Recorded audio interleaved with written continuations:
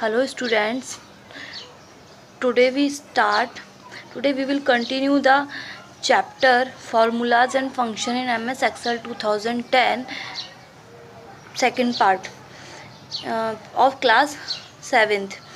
In last chapter I tell you about MS Excel. क्या होता है MS Excel? MS Excel एक application software है. क्या है? एप्लीकेशन सॉफ्टवेयर का एक टाइप है स्प्रेडशीट सॉफ्टवेयर. उसमें हम क्या कर सकते हैं? स्प्रेडशीट्स बनाते हैं, वर्कशीट बनाते हैं. ठीक है, उसमें हम कैलकुलेशन करते हैं. नॉर्मली हम कैलकुलेशन कैलकुलेटर के ज़रिए करते हैं, लेकिन MS एक्सेल में हम कैलकुलेशन फार्मूलाज और फंक्शन के थ्रू करते हैं. हमने लास्ट लेक्चर में सेल एड्रेस के बारे में पढ़ा था, types of cell address, calculations in Excel using formulas और कॉपिंग द फार्मूलाज. आज हम किसके बारे में पढ़ेंगे? फंक्शंस के बारे में. ओके, आज हम किसके बारे में पढ़ेंगे? फंक्शंस के बारे में. Now we will continue the chapter. Now start functions. Excel also offers some predefined formulas.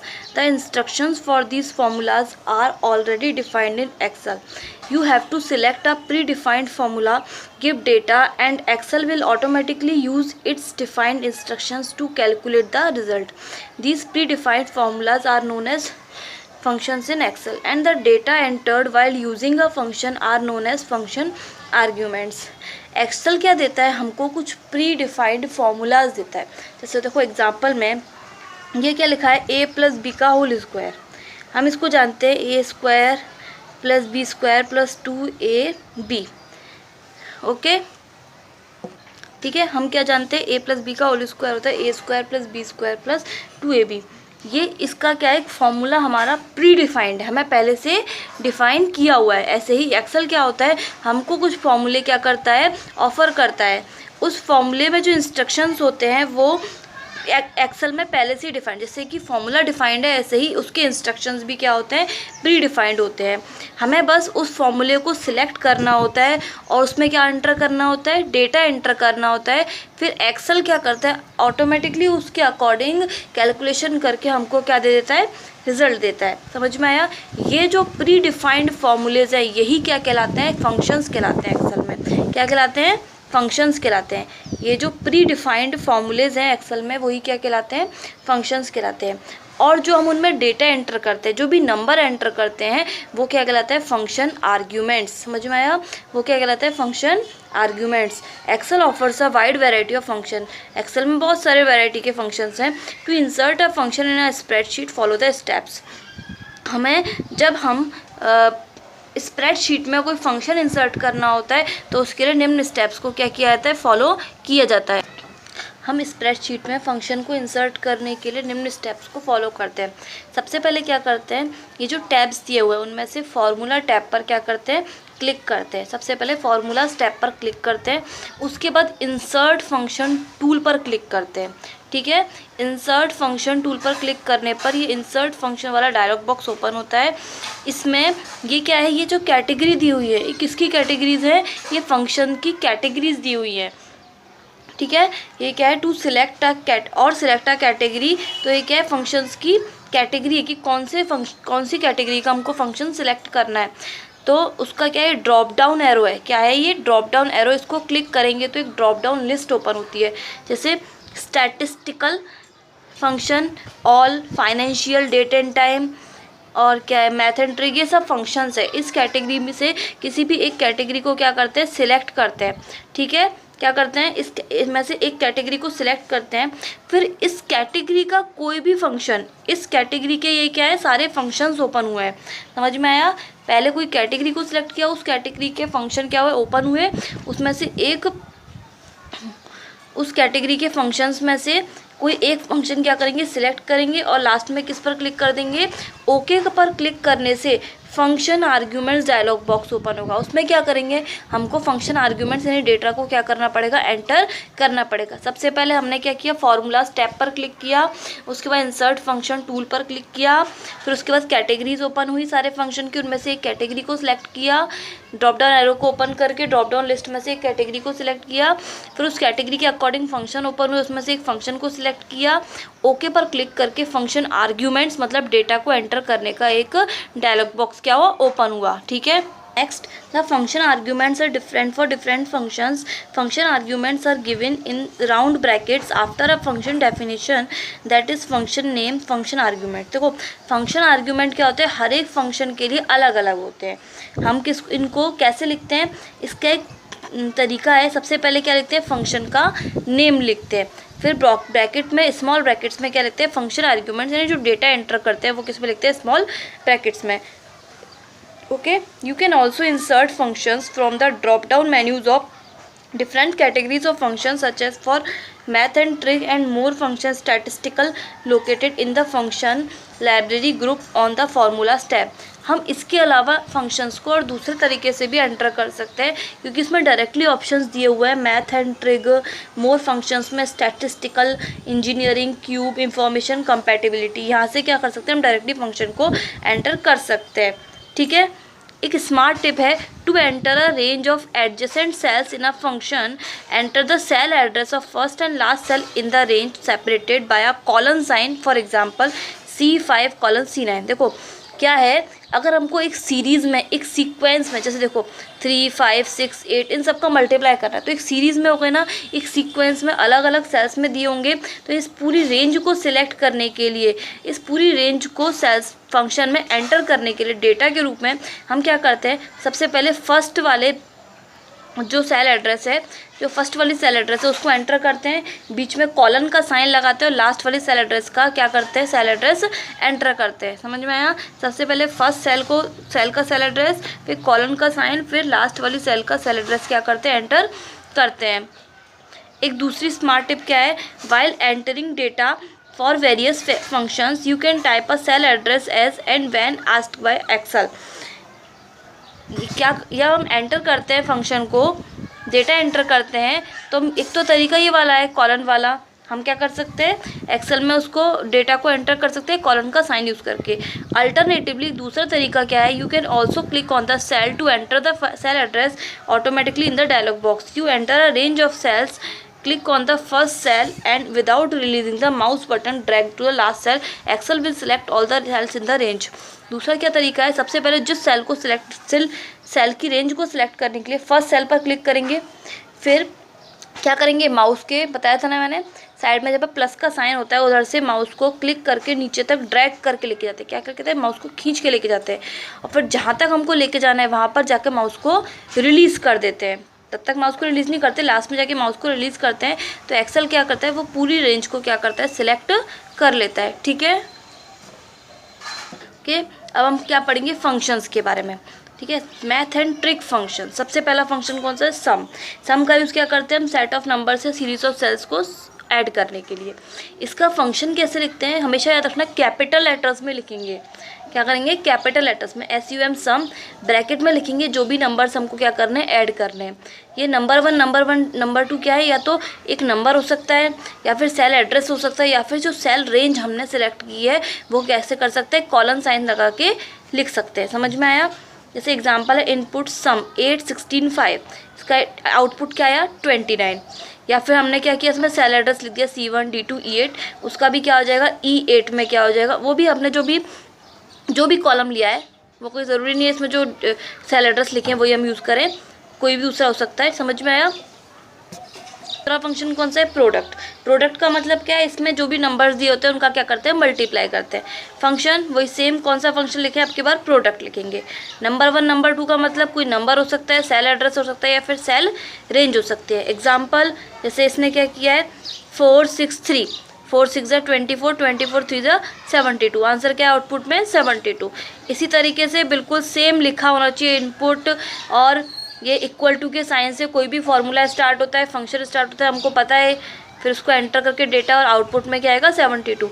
ये सेल एड्रेस लिखे हुए हैं, और ये क्या लिखा हुआ है, सेल रेंज, क्योंकि कॉलन का साइन दिखाई दे रहा है, इसका मतलब क्या है, सेल रेंज, B4 से लेकर B8 तक। क्वेश्चन का क्या मतलब है, हमें it is use to find question when one number is divided by another number. किसी एक नंबर से दूसरा नंबर क्या करना है, डिवाइड करना है। एक इंपॉर्टेंट है, देखो इसमें नंबर नहीं लिखे, इसमें क्या लिखा है, न्यूमरेटर और डिनोमिनेटर। हमें जब डिवाइड करना है तो हमारे पास दो ही टर्म्स आएंगी ना, एक न्यूमरेटर आएगा, एक अपॉन डिनोमिनेटर आएगा। तो क्वेश्चन लिखेंगे और क्या लिखेंगे, न्यूमरेटर न्यूमरेटर और डिनोमिनेटर। न्यूमरेटर क्या होता है, जिसमें हम डिवाइड देते हैं, और जिससे हम डिवाइड देते हैं उसको बोलते हैं डिनोमिनेटर। इसका एग्जांपल है 35 डिवाइड बाई 8 क्वेश्चन, तो आंसर क्या है 4। अगर पॉइंट्स में भी आता है तो जो हमारी फुल फिगर है, जो राउंड फिगर है, जो हमारी पॉइंट डेसिमल से पहले वाली फिगर है, उसे क्या लिखते हैं हम आउटपुट में लिख देते हैं, और डेसिमल वाली फिगर को नहीं लिखते हैं। समझ में आया? ये सेल एड्रेस के फॉर्म में दिया है।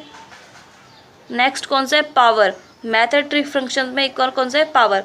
इसका यूज़ किस में करते हैं, calculate the value of a number raise to a power.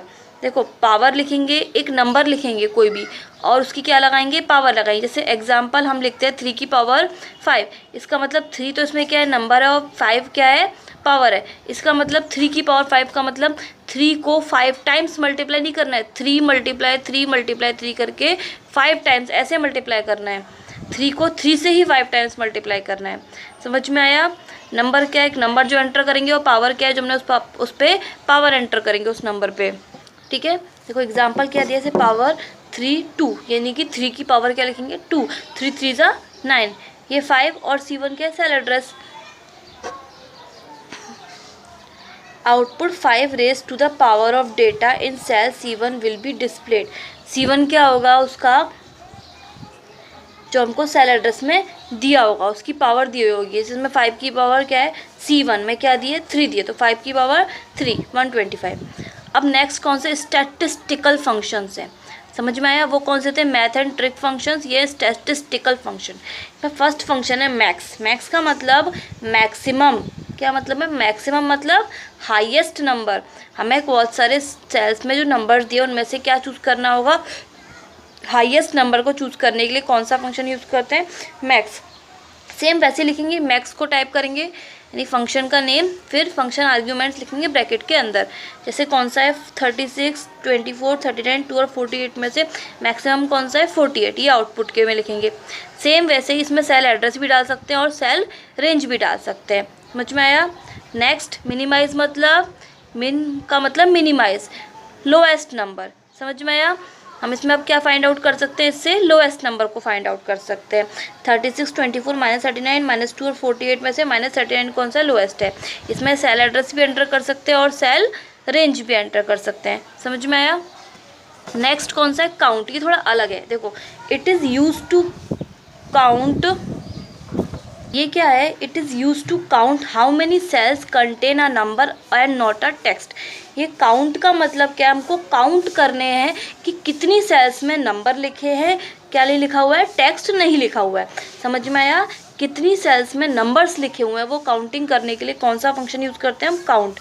Count number 1 number 2 क्या करेंगे, एंटर करेंगे, और फिर वो क्या करेगा, उनको काउंट करके बताएगा कि कितने नंबर्स वो एंटर किए हुए हैं। तो वो एक इम्पॉर्टेंट चीज़ कैसे है, अगर हमने नंबर डिफाइन किए तो वो बता दे डायरेक्टली 5 है, सेल एड्रेस में भी बता देगा वो 4 है। लेकिन फ़र्क क्या है, अगर रेंज एंटर करते हैं तो देखो जैसे C1 से लेकर F8, C1 से लेकर F8 तक की रेंज, इतनी सारी रेंज में से उसने क्या किया, काउंट करके बताया कि 20 नंबर्स एंटर किए गए। समझ में आया? इस फंक्शन का मोस्टली यूज़ किस में किया जाता है, रेंज में, क्योंकि नॉर्मली तो हम क्या काउंटिंग कर सकते हैं, लेकिन रेंज में काउंट करने में टाइम लगता है। इससे अच्छा क्या कर सकते हैं हम, इक्वल टू काउंट और C1 colon F8 range define कर दी, तो क्या हो जाएगा 20 नंबर्स ने काउंट करके बता दिए। नेक्स्ट कौन सा है फंक्शन, एवरेज। एवरेज का फॉर्मूला क्या होता है, टोटल नंबर्स, क्या adding of numbers, counting of number, मतलब जो नंबर्स दिए हैं उनकी टोटलिंग करते हैं हम, क्या करते हैं, उनकी एडिशन करते हैं, addition of numbers upon total numbers, जितने भी टोटल है उनके नंबर्स की काउंटिंग करके। जैसे फॉर एग्जांपल एवरेज 8 3 16 5 और 2, पहले इन सबको क्या करेंगे, ऐड करेंगे, क्या करेंगे, ऐड करेंगे, और अपॉन में क्या करेंगे 1 2 3 4 5 का क्या करेंगे, डिवाइड करेंगे। समझ में आया? सबसे पहले क्या करेंगे, इनका ऐड करेंगे और अपॉन क्या करेंगे, उनका डिवाइड करेंगे, तो डायरेक्टली क्या निकल जाएगा, उसका एवरेज निकल जाएगा। इसमें भी हम सेल एड्रेस भी लिख सकते हैं और क्या लिख सकते हैं, सेल रेंज भी लिख सकते हैं। Last topic is AutoSum. देखो ये इंपॉर्टेंट है। Excel gives a shortcut to insert the most commonly used functions of sum, average, count, max and minimum. For this enter the data in a single row और a single column. In the case of data entered in a row, click on the cell to the right of last data enter In the case of data entered in a column, click on the cell below the last data entered. हमें क्या करना है, एक shortcut दिया हुआ है, ये देखो ये क्या है, फॉर्मूला स्टेप में एक पॉइंट दिया है, एक क्या दिया है ऑप्शन, ऑटो सम, क्या दिया है, एक ऑटो सम। इसमें क्या है ऑप्शन है, sum, average, count numbers, max, minimum, more function. इनको हम क्या कर सकते हैं, डायरेक्टली यूज़ कर सकते हैं। इसके लिए हमें पूरा फंक्शन क्या है टाइप करने की ज़रूरत नहीं है। समझ में आया? यहाँ हम डायरेक्टली क्या करेंगे, सम पर क्लिक करेंगे तो डायरेक्टली क्या हो जाएगा, डायरेक्टली वो सम निकाल देगा। हाँ, डेटा एंटर करना पड़ेगा, लेकिन उसके लिए हमें पूरा फंक्शन लिखने की ज़रूरत नहीं है। इसके लिए क्या करते हैं, for this enter the data in a single row और सिंगल, इसके लिए क्या करते हैं, सिंगल रो या कॉलम में नॉर्मली डेटा एंटर करते हैं। इसके लिए क्या क्या स्टेप्स फॉलो किए थे वो देखो, उससे तुम्हें पूरे समझ में आ जाएगा। Show the steps to select common function using the auto sum command. सबसे पहले क्या करते हैं, click on the formula step. सबसे पहले किस पर क्लिक करते हैं, फॉर्मूलाज टैब पर। फिर click here to open the auto sum drop down menu. ये क्या है, ऑटो सम पर के ये ड्रॉप डाउन एरो है ना, इस पर क्लिक करके उसका ड्रॉप डाउन मेन्यू ओपन करेंगे। Sum, average, count numbers, max, minimum, more functions. फिर जब जैसे किसी भी सेल में कोई डेटा एंटर किया गया है, उस सेल को क्या करेंगे, क्लिक करेंगे और फिर ऑटो सम में जाकर सम पर क्लिक कर देंगे।